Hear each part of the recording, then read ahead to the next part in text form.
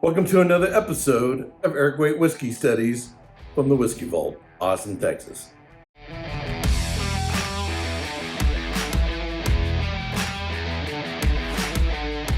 Welcome to another episode of Erik Wait Whiskey Studies, and in this video, going to do a review of the Ardbeg Smokiverse Islay Single Malt Scotch Whisky. The Ardbeg Smokiverse Islay Single Malt Scotch Whisky is a celebration of 25 years of the Ardbeg Committee in 2025. Smokiverse is an experiment with a process called high gravity mashing. In Scotch whisky production, gravity during mashing refers to the density of the wort, which is the sugary liquid produced when hot water is mixed with milled barley, that is grist. High gravity mashing involves using a more concentrated wort, that is the sugary liquid extracted from the malted barley, compared to traditional methods. This concentrated wort, in turn, can result in a more flavorful and intense whiskey due to the increased production of flavor compounds during fermentation. The Ardbeg Smokiverse Islay Single Malt Scotch Whisky is non-chill filtered, has natural color, is bottled at 48.3% alcohol by volume, and I paid $115 in my neighborhood. So if you've been watching me for a while, you know that I am a big fan of Ardbeg, particularly the core range. The core range is the 5-year-old Wee Beastie, the Ardbeg 10-year-old, the Ardbeg NO, the Ardbeg Ugadal, Corey Vrecken. They have an annual release of a 19-year-old Trey Vaughn. Recently, they added a 17-year-old, but I'm not sure if that is core range. They also have the committee releases. In March every year, they release a committee release. That's a limited bottling, usually at cask strength. And then in June, for Ardbeg Day, they have the 46% ABV version of that same bottling. Now, the committee releases tend to be a little experimental, but because people are fans of Ardbeg, they have sort of a cult following, they lean into that and assume everybody's going to buy them. However, the committee releases have been, for me, sort of hit and miss. Ones that I thought were great, and ones that I thought were and then some that I thought were a complete clunker. And the problem is you're paying $125, $150, $200, not to mention, on the secondary, because they're limited supply and they're in demand, the prices can go up and up and up. My favorite has been the Ardbeg Dark Cove, which if you can get a bottle is now $800 and north. So because they've been hit and miss, and I've had some disappointments, I have backed off buying the committee releases. However, I continue to be a fan of the core range. So in June 2025, I went down to Austin, Texas.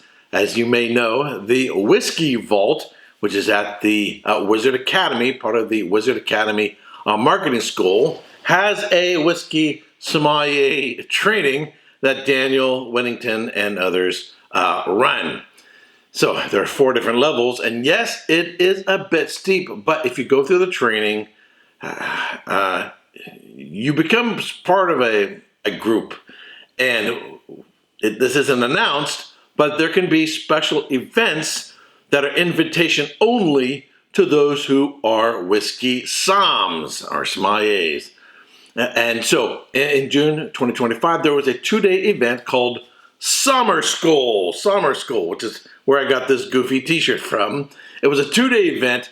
On a Thursday, it was about blending, and there were 3 different blending sessions. The first was with Emma, who used to work at the Crowded Barrel. She now works for Balcones, and she's really, shining as someone who's really skilled at blending. The second part was with Irene Tan, who also does some work for the Crowded Barrel, and she owns her own shop.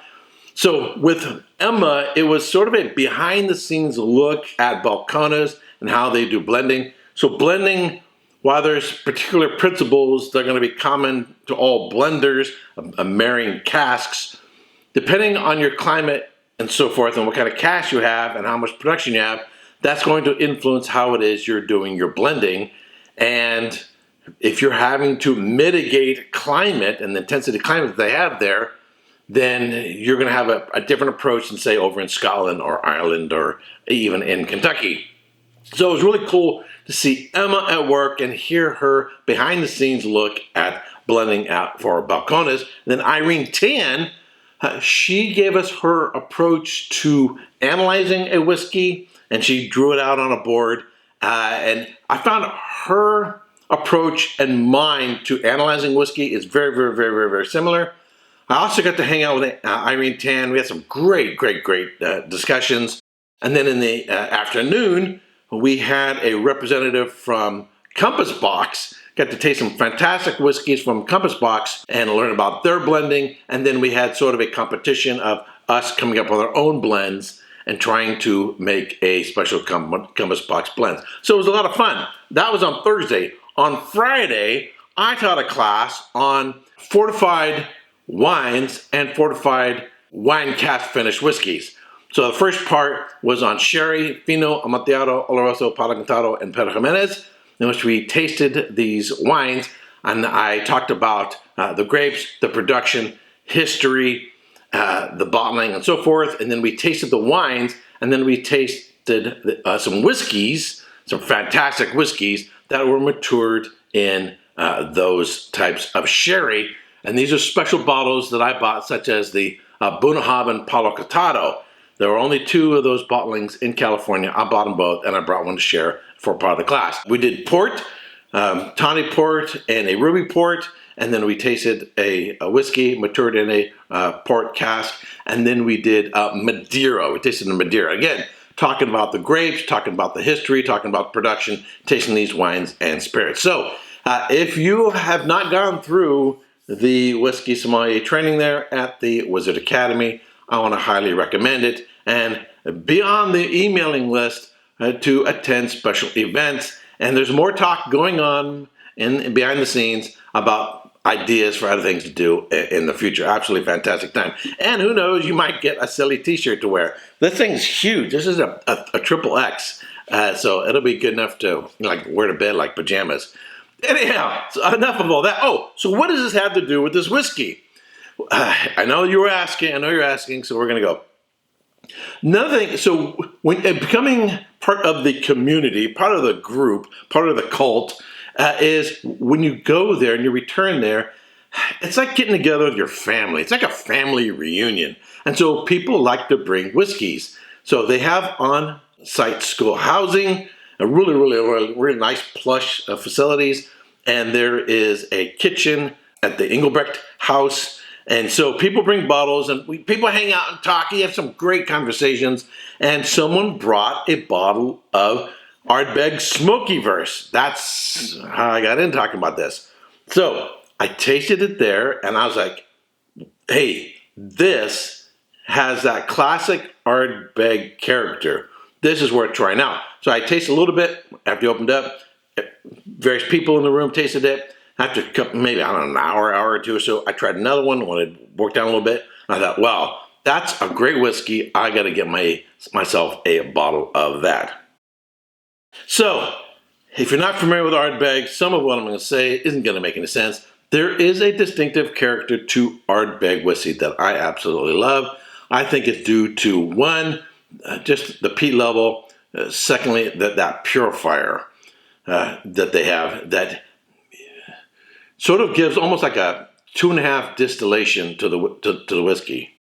Also, it's the nice balance that it tends to have between a fruity character, the typical lemon and lime, the earthy, muddy character of the peat.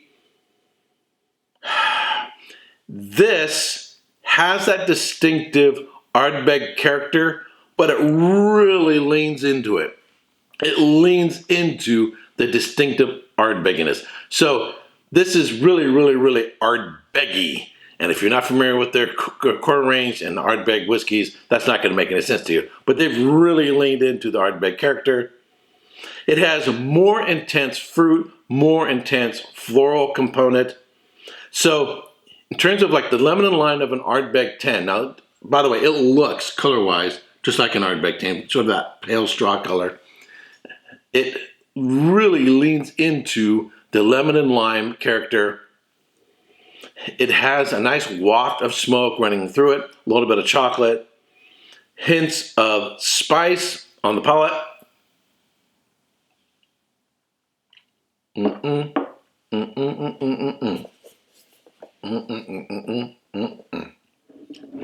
It's sweet, a little savory. There's a little bit of that bacon fat character. Got a nice earthiness. Floral, particularly on the return, it's got some floral notes.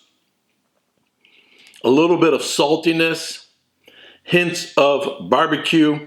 Now, it does come across, I would say, as young. Not as young as the Wee Beastie, which is 5-year-old, but it doesn't come across as mature as the 10-year-old. Now, I'm going to pour myself a little bit of the 10-year-old. Now, I already did a comparison of this off camera, but I want to do another one with you. Because the question is going to be, how does it compare to the 10-year-old? Is it worth buying? Is it as good as the 10-year-old? Now, color-wise, just check that out. They look pretty much the same. That sort of pale straw color. If you look at it like a slight angle, you can even get like a slight tinge of green. On the nose, very, very similar. The Ardbeg 10, though, has more of an earthy character to it. More of a richer chocolate character to it. That sort of Tootsie Roll, chocolate Tootsie Roll character. The Ardbeg 10 is not as floral.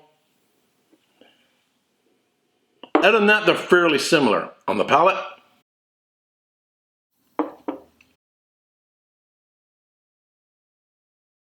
So, the Smokiverse, in terms of intensity of fruit, has more intensity of fruit character and more of a floral character, but the Ardbeg 10 fills in more on the mid palate. So you have the entry, the mid, and then your swallow, and then your fall through in your finish. The Ardbeg 10 has more in the mid palate. It has more of that Tootsie Roll, like chocolate character to it. It has an earthier character to it. It's not quite as briny as the Smokiverse. I would say the Smokiverse seems a little bit more briny. They both have a good round mouthfeel to it. They both have a nice weight to it. In fact, I would say the Smokiverse is just a little bit more, which more mouth coating, more weight to it. But you're going to expect that since it's 2 ABV higher, 48 versus 46. The Ardbeg 10-year-old has more of a transition. There's more something different going on from the front and the middle to the finish. The Ardbeg Smokiverse is a little bit more similar. It doesn't have as dramatic transitions in the front, middle, into the finish. So, would I recommend the Smokiverse? First of all, this is going to depend. If you are an Ardbeg fan, I mean, you got a collection like I do of Ardbeg, then I'm going to say yes, pull the trigger. This is worth buying and adding it to your Ardbeg collection. If you're not familiar with Ardbeg and you're just starting to get into Ardbeg, I might say, you know what? Stick to the core range because I can get the Ardbeg 10-year-old $62, give or take, whereas the Smokiverse, I've seen as low online as $105. I paid $115. If it's $10 cheaper online, it's not worth paying, that $10 less because you're going to pay more than that in shipping and all that. So you can save money on shipping if you buy it at a local store. So $115, I think it's worth the trigger pull. Score-wise, I typically give Ardbeg 10-year-old anywhere between 90 and 92 points, somewhere in that range. I'm going to give the Ardbeg Smokiverse like 89 to 90. It's like right on the cusp of 89 to 90. So I do like the Ardbeg 10 more than the Smokiverse. But if you're an Ardbeg fan, I'm going to say you're going to want to buy one of these, maybe buy two, because you're going to want to have the experience. You're going to want to see what this different take on fermentation does from an academic standpoint.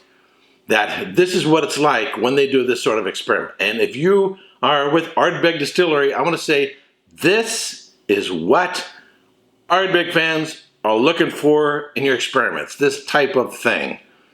This is what we like. There's something that it's different than the core range, still delivers. It still is that classic Ardbeg character to it.